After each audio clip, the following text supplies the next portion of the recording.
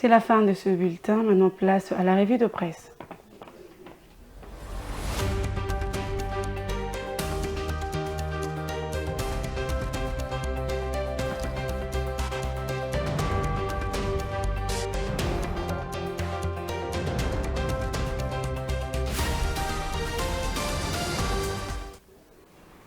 Cette revue de presse nous sera présentée par Diane Bonga. Bonjour Diane.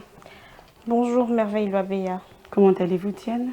Je vais bien. Et toi, comment te portes-tu? Je vais bien aussi Diane Bonga. Commençons cette revue de presse par le député Chériban Okende a été tué dans une mise en scène mal faite selon ses proches. Oui, sans surprise, les obsèques de Chérubin Okende font la une de journaux parus ce jeudi dans la capitale de Kinshasa. Selon le soir, une cérémonie a été organisée pour lui rendre des derniers hommages lors de la levée du corps à l'hôpital du Cinquantenaire, en présence de plusieurs personnalités politiques, dont Moïse Katumbi, président du parti Ensemble pour la République. Toujours dans le même registre, Diane Bonga, le cardinal Fridolin Ambongo rejette la thèse du suicide. Oui, dans son homélie, rapporte Radio Okapi.net, l'archevêque métropolitain de Kinshasa s'est montré contre la conclusion de la Cour de cassation sur la mort de Chérubin Okende.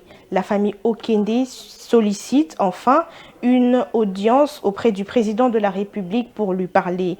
Elle demande également au Conseil national de l'ordre des avocats d'autoriser ses avocats à exprimer en toute liberté sur ces dossiers. Toujours pour l'affaire Chérubin Okende, la famille biologique du défunt promet à se venger par une justice coutumière pour le défunt. Oui, clôturant ces chapitres, déterminée à se venger, la famille de Chérubin Okende promet une justice coutumière pour le défunt.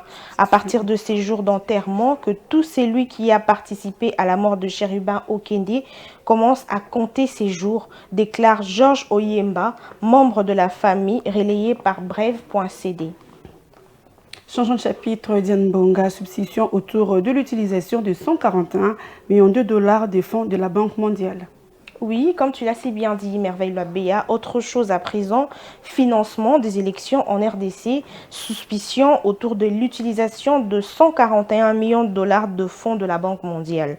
Cette information a provoqué un toll au sein de plusieurs structures de la société civile, dont la coalition. Congo n'est pas à vendre.